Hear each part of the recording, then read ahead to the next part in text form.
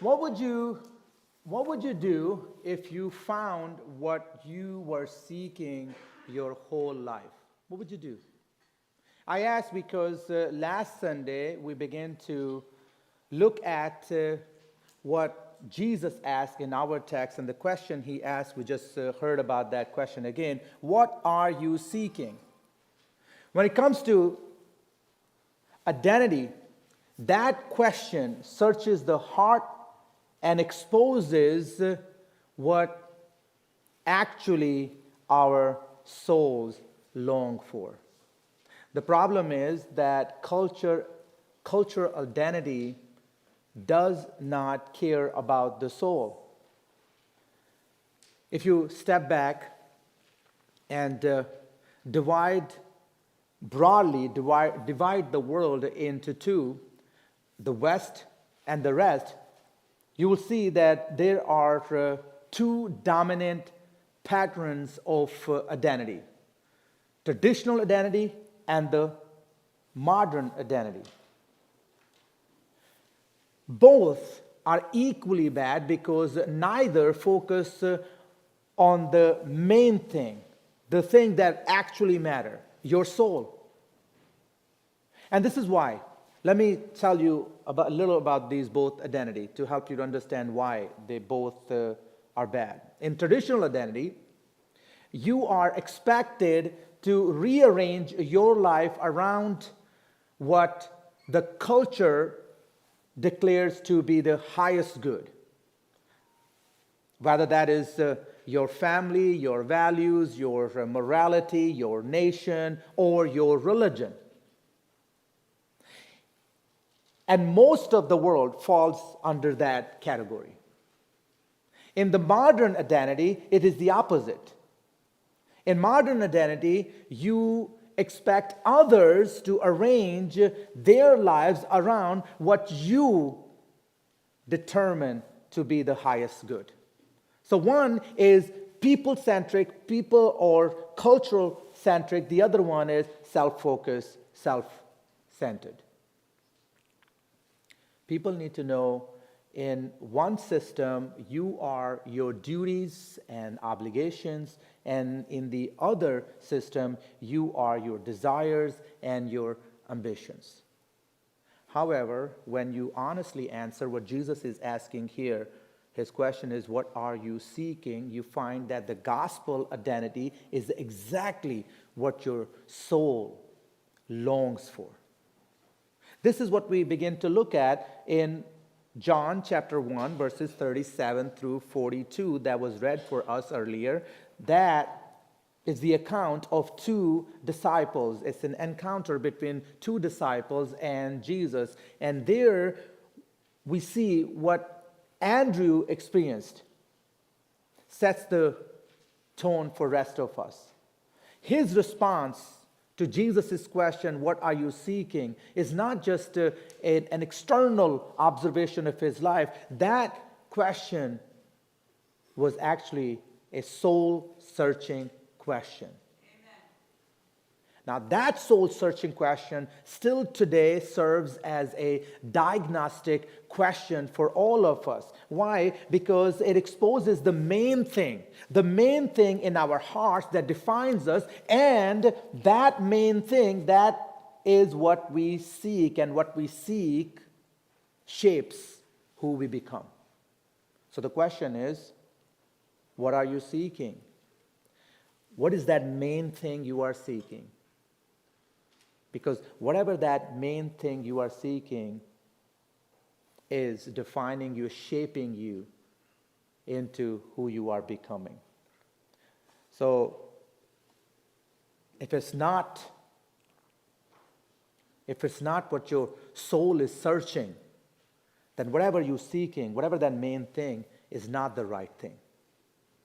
Jesus in Matthew chapter 16, verse 26 said this, "For what will it profit a man if he gains the whole world and forfeits his soul? Or what shall a man give in return for his soul?" That's what matters. In the end, that's all what it matters. The big idea this morning is this: not only does whatever the main thing we seek in life shapes who we become, but it also determines our eternity, life hereafter. So what are you seeking this morning? The question we asked last Sunday and this Sunday again, and we'll come back to this question one more time next Sunday. In our text, we begin to look at, it unfolds three movements of identity. And each movement corresponds with past, present, and future. And I gave you that outline last Sunday, but let me give you again. Number one, displaced identity. Number two, disclosed identity. And number three, designated identity. Now let me explain to you why they correspond with the past, present, and future. Displaced identity, as we looked at last Sunday, is before we meet Jesus. Your disclosed identity is when we meet Jesus, because he reveals that to you. And your designated identity is the result of when you meet Jesus. It's after you meet Jesus. It's for rest of your life entering into eternity. That's what designated identity is, and we'll look at that next Sunday. But today, let's focus on the second one here, second movement, the disclosed identity. It's in verse 40. It's ESV translation, the disclosed identity. One of the two who heard John speak and followed Jesus was Andrew, Simon Peter's brother. He first found his own brother, Simon, and said to him, what did he say? Let's say together. We have found the Messiah, which means Christ. Now, interestingly, this account leaves many details out. For example, we know one of the disciples is Andrew because it's telling us, but we do not know who is the other one. This mysterious or mystery disciple. We do not know anything about him. However, many Bible scholars believe the other disciple is John, the author of the Gospel of John, but we cannot say for sure. But that is a minor issue. But the major issue is that the account does not say anything about the conversation between Jesus and the two disciples. It moves from verse 39 to verse 40. But they were together whole evening and night. How do we know that? Because verse 39, it tells us it was the 10th hour. Then in Jewish timekeeping tradition, it was about 4 p.m. So you meet these men at 4 p.m. and rest of the night you're together, and yet we don't know what they talked about. That is true, that there's nothing reported of their conversation, but we do see a reaction to that conversation, whatever that conversation was. That informs us that a true encounter with Jesus results in an action. It leads to an action. It's not about talking. It's about taking action about that conversation with Jesus. Whatever happened between Andrew and Jesus, we don't know. But we know one thing, that private conversation with Jesus spilled immediately into his public life. That for sure. Now here's the spiritual principle I want us to learn here. The spiritual principle here is that when identity is disclosed by Christ, that is when Christ reveals our identity, it cannot stay hidden. Andrew becomes a pattern for every believer whose identity is disclosed by Christ when they meet Christ, when they actually truly find Christ. It's like when dawn arrives, you can't hide it. It just happens. Andrew's life answers one question, and I want you to think about this question. We're going to spend some time on this question. Here's the question. What does a person look like who has truly found Jesus? And when you observe his life and his response in these two verses, you come with this answer. It changes everything. It changes, A, our priority. Number two, or B, it changes our purpose. And C, it changes our practice. Let me show you what I mean by that. A, when we truly find Jesus, it changes our priority. Now, when you look at this text, the portion of this scripture we've been looking at, verses 37 through 42. 37 through 39, that's the section we looked at last Sunday. The first hearing Jesus say, "Come and see," moved the two disciples from seeking to staying with Jesus. That's where we ended our message last Sunday. But notice verses 40 through 41, their action moves them from searching to finding. Seeking to staying, searching to finding. Christianity fundamentally is about action. When you are saved by the power of Jesus Christ, when you encounter and He saves you, the next thing you do is, because you are saved, you take action. You take action. When these two disciples found Jesus, it changed them drastically overnight. Now, the text says Andrew first found his brother Simon. That means he had to go out of his way to do what he felt he should do first. The idea of first finding his brother, first found his brother, that idea tells us that he was not available, readily available. He has to go. You search for something and then you find. And that's what's happening here.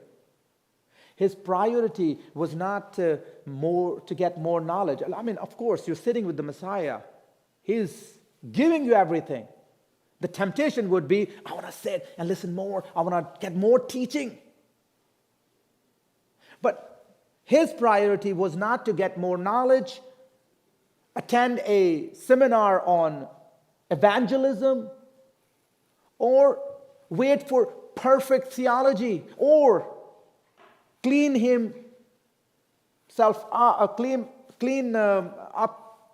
up a little bit more so he is more presentable to his brother. That, oh, look at me, I'm more, spiritual now.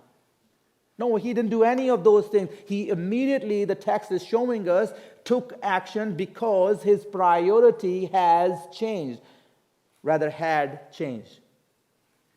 His priority was to look for his brother. That's the first thing he does. Now, spiritual principle here is that when we truly find Jesus, the first thing we must do is to go and look for the lost. And this text happens to give us the direction. And the direction is, start with your own family member. Before you go and save the world, start with your own family members. That's where you start. Andrew's first instinct after meeting Jesus is a movement towards someone he loves, his brother. It didn't matter what his brother would think of him. Andrew's priority was to find him and introduce him to Jesus. It doesn't matter what our loved ones will say about us when we are about to tell them about Jesus. What really matters is we go and tell them. It's like a man whose house catches fire in the middle of night. He doesn't sit on the edge of his bed and analyze the smoke pattern. Where's it coming from? No. He runs down the hallway and wakes everyone that he can reach. Why? Because he loves them. He wants to save them. He wants to rescue them. You see, urgency overrides comfort, confusion, crisis. Andrew models that urgency for us. Today, in the church, that urgency is lost. So billions of lost people are heading to hell. Because we don't have that urgency. Can we be a little honest about the urgency? Can we be a little honest about the lost urgency in the church for the lost people? Today, most Christians, treat evangelism like an optional extra credit.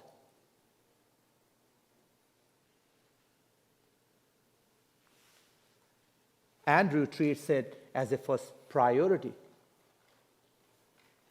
We are more interested in more knowledge. Let me get more teaching. Let me get deeper theology. Let me get a couple more methods. Let me get all excuses. If you truly found Jesus, Jesus is enough.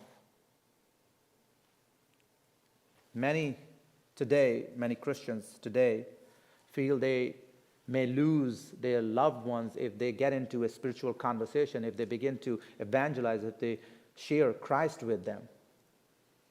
I tell you this. True love speaks plainly and often results in saving loved ones from eternal hell. The truth is the silence that kills them. That leads them to hell. The question is, who is your Simon? Who's your brother? Who's your loved one that you're supposed to share Christ? If you can't name one, you are intentionally moving toward with the gospel. That's really sad. Andrew's example exposes a gap between admiration and imitation. Admiration is, oh, Jesus, you are Lord, you're so good, you're so kind, you can do all things, you sit on the throne, you are awesome. Imitation is following him and being like him. There are billions and billions of people, whether they're Christian or not, they admire Jesus. Talk to Muslims, Hindus, Buddhists, even atheists. They admire him as prophet, as a healer, good man, good teacher. What we need is imitation. We need to follow him. We need to be more like him. So that brings us to this idea that Christ-centered love is intentional and not accidental. If you love your family, your friends, your colleagues, your neighborhoods, then you do what Andrew did when he found Jesus. You go and tell. Now, secondly, when we truly find Jesus, not only it changes our priority, it changes our purpose. Andrew speaks clearly about the purpose of his life. Just like his former teacher, mentor, and his rabbi, John the Baptist. John the Baptist, the moment he saw Jesus, he pointed everyone toward Jesus. He pointed his disciples to Jesus too. And now Andrew is doing the same thing. Andrew's purpose is to point others to Jesus. Look, the first recorded words of Andrew to Simon in this gospel are these: we have found the Messiah. Notice the simplicity. He does not present a philosophical, rational or theological argument to move him or convince his brother. What is he doing? Is he not sharing his testimony? Is he not testifying to what he saw? The spiritual principle I want us to learn here is that what you see in Jesus determines what you say about Jesus. When you see merely a prophet, a teacher, or healer, or just a giver of gifts, you just see him and speak of those things. But when you see Messiah who can save your soul, then your focus is on the Messiah himself. What Andrew saw is what he testified to. Your testimony, my friends, is the most powerful evangelistic tool. That's why along this series from the Gospel of John, because the big idea of the Gospel of John itself is in John chapter 20 verse 31, there it says, these words were written, this was written so that people may know the Son of God. And when they know him, they will come to believe in him and they will be saved. So, along with this series, we also started these testimonies. Last Sunday we heard from Frank, his testimony. Today we're going to hear the testimony of another ELT, Eli. He's going to share his testimony. You see, here's the deal. Evangelism at its core is not an argument. It's an announcement. You just announce. You don't need to get into arguments. Imagine a lighthouse keeper during a storm. Ships are crashing against rocks. The keeper does not debate nautical theory. Oh, let me tell you how it works. No. He lights the lamp. The purpose of the lighthouse is visibility. Andrew becomes a lighthouse. God has called us to be the light on the hill. Our job is not to get into arguments, but to show people the light of Christ. His words, Andrew's words, were a beam cutting through his brother's reasoning and the darkness that he was living in. Let me ask you this. What do you do when you find an incredible restaurant or a product or a streaming show? You announce it to other people. You tell other people about it. You don't get into arguments, you just tell them. You recommend it effortlessly. Why don't you feel uncomfortable then? I'll tell you why. Because you are excited. And you know that you're not going to be arguing anyone. You're just going to tell them about it, and that's it. If believers spoke of Jesus, even with a fraction of that natural eagerness, entire communities would be saturated with the gospel. This world will change. Amen. The question is, if you can recommend entertainment easily, but hesitate to recommend Christ, then you must ask yourself, have you truly met Jesus? Have you truly found Jesus? Or perhaps you did find Jesus, but your true identity is stolen or displaced by something or someone. Therefore, your priorities and your purpose is no longer aligned with the gospel. Now, the application is this. Tell people, if you truly found the Messiah. In your own words, you don't need to borrow Andrew's words. Last week we heard the testimony, and in that testimony, Frank mentioned Alistair Begg, a pastor, and he said that his opening statement always was, "Let me tell you about my friend." I don't know what that's going to be for you. I know what is for me. Almost always I ask people, "Do you go to a church?" And if I know that they are Muslim, Hindus, or some other faith, I always, "Have you ever been to a church?" That's my opening. I don't know what is your opening, but you got to come up with your opening, because his opening is very simple. His opening is a simple, short sentence, but it changed the world. He said, "We have found the Messiah." Now let's look at the third thing we see that changed in Andrew's life. When we truly find Jesus, it changes our practice. Look at verse 42. Verse 42, very short phrase here.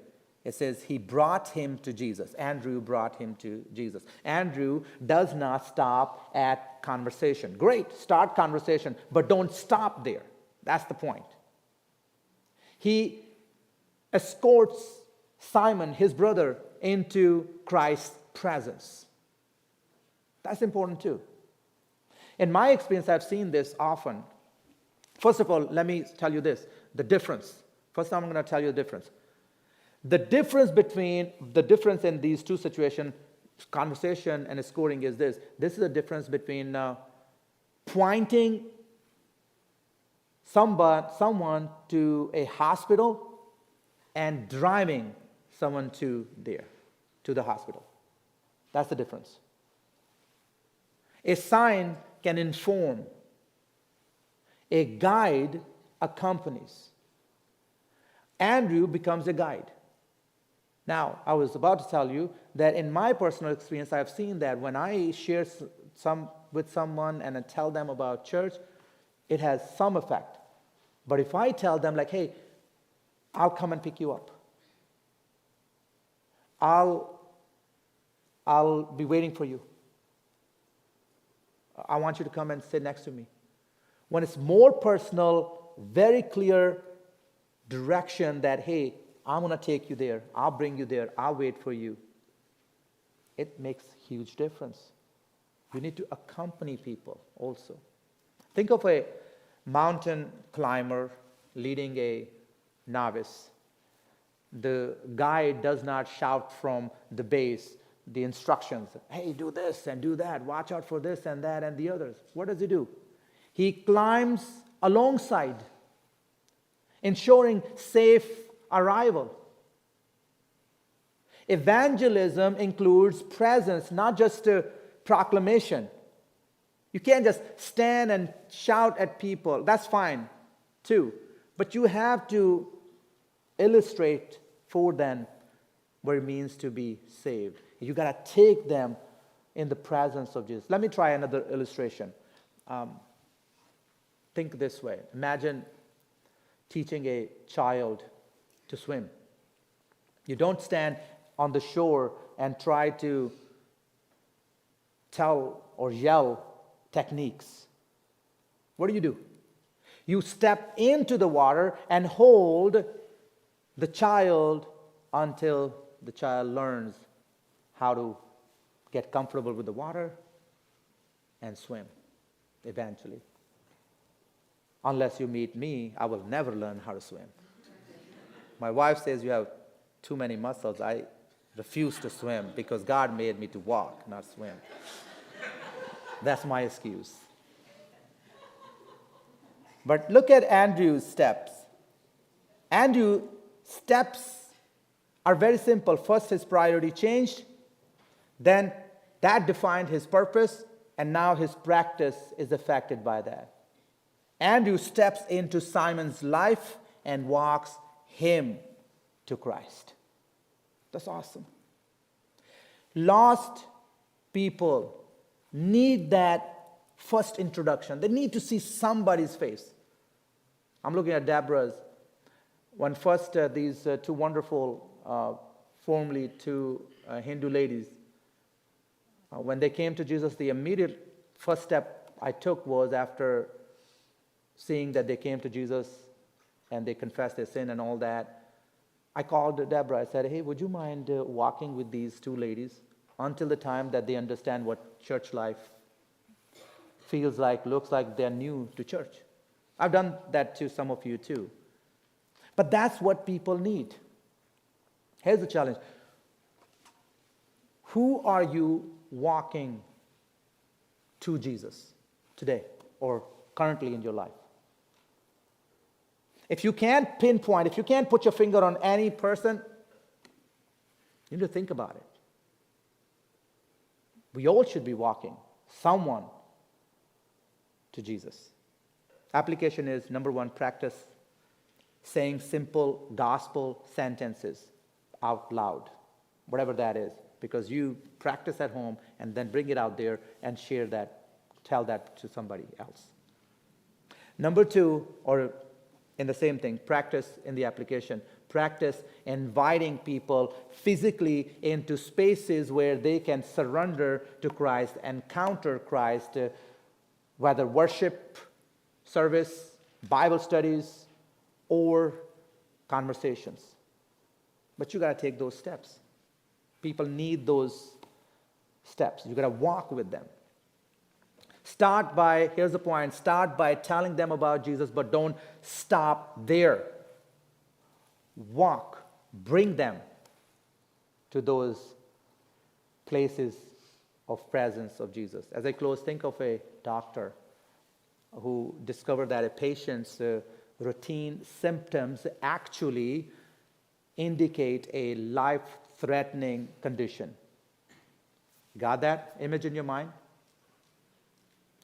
If you are that patient, do you want that doctor to tell you that plainly or protect your feeling and just say nothing? Now also think, what if you were the doctor?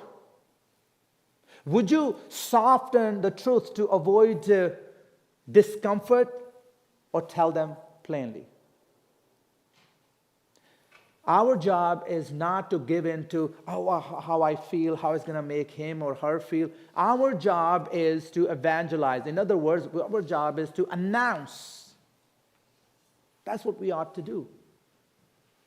Andrew's evangelism is the overflow of joy, not the burden of duty. That's what we talked about the other cultures. In other cultures, you are burdened by duties and obligations or ambitions. But in this, when evangelism is no longer an obligation or burden, it becomes a habit. You just do it.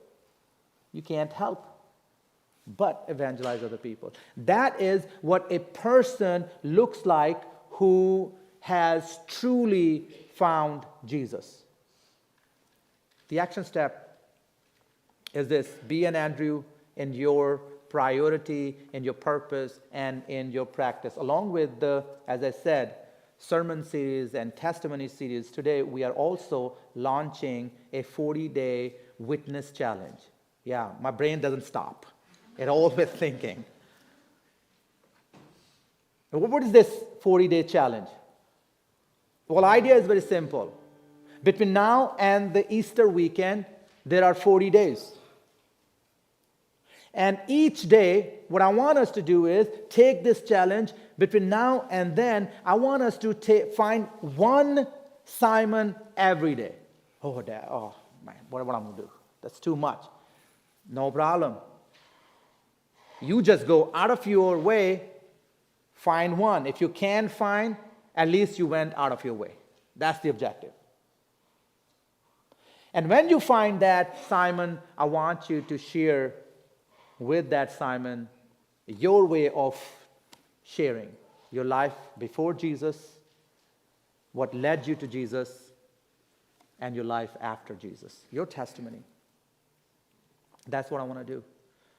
My appeal to you is, as Eli comes up to share his testimony, look at his testimony, because the idea behind those testimonies is the same thing. I want to not only teach you and equip you, I want to show you so you can see from the example of others how they share their testimony and look at their life before Christ, the moment they accepted Christ or encountered Christ, and the life after Christ, past, present, and future. As Eli comes, he is one of the ELTs. Imagine if a church like ours of hundreds functions like hundreds of Andrews. Hundreds of Andrews. Each person, whether a child, a man, or a woman, intentionally going out of their way, talking to people, and bringing them in the presence of Christ. Imagine that. We will never run out of amazing testimonies.